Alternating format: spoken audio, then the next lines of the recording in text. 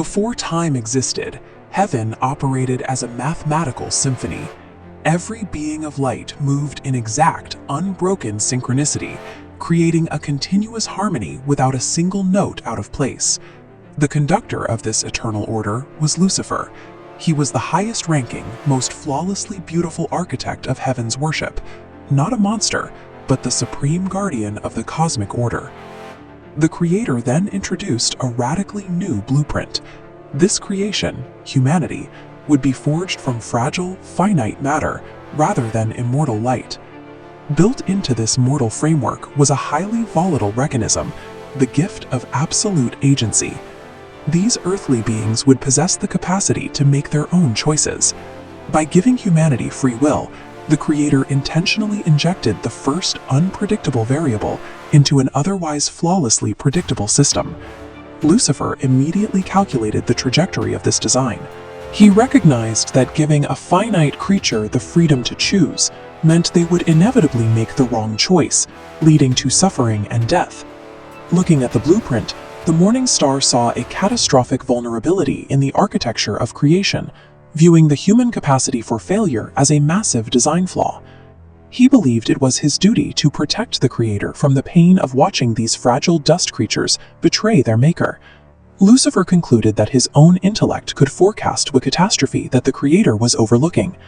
By deciding that he could optimize a plan designed by the infinite, he created the first conceptual crack in heaven's consensus.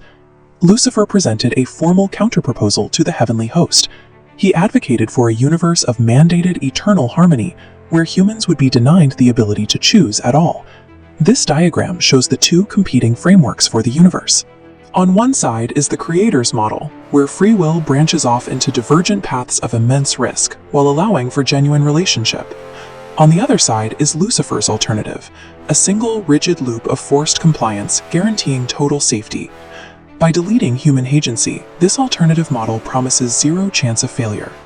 No one can fail when the ability to choose is absent. This logic leads to the theological concept known as the privation of good, the idea that evil is not a substance itself, but the decay or absence of something originally positive. Since choice is required for love to exist, Lucifer's demand for total control required the absolute removal of choice.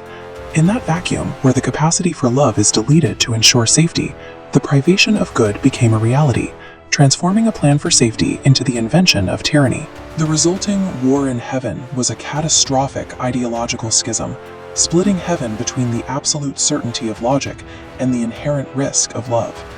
Lucifer and his followers began unmaking the living harmony of heaven, weaponizing calculated doubt to freeze and fracture the cosmic order. Opposing them were Michael and the loyal angels, defending the Creator's original vision with raw faith. They chose the chaotic reality of freedom over the cold perfection of sterile calculation. The conflict reached a definitive climax when Lucifer's ideology of forced control reached the innermost circle. His worldview could not occupy the same dimensional space as a Creator whose nature is free love. This philosophical break resulted in physical expulsion. Lucifer and his followers fell dimensionally outward, their light inverting into shadows as they drifted into the void. By systematically dismantling the harmony he was meant to protect, the morning star unmade his own perfection, emerging in the darkness as the Adversary, Satan. As the material universe formed and the early Earth took shape, Satan survived the fall, carrying his ideology to the newly formed world. The conflict shifted from the heavens into the daily mechanics of human history. His objective became a direct challenge to the Creator. He would ensure that humanity used its gift of free will to destroy itself, thereby proving his original thesis correct. Every cycle of suffering throughout history serves as a real-time testing of God's vulnerable blueprint against Satan's critique. This struggle over agency continues to unfold in the modern day. The same tension appears whenever the promise of absolute security is weighed against individual freedom. We face a choice between accepting the messiness of vulnerable connection or enforcing a sterile, predictable control. True evil rarely presents itself as a terrifying monster.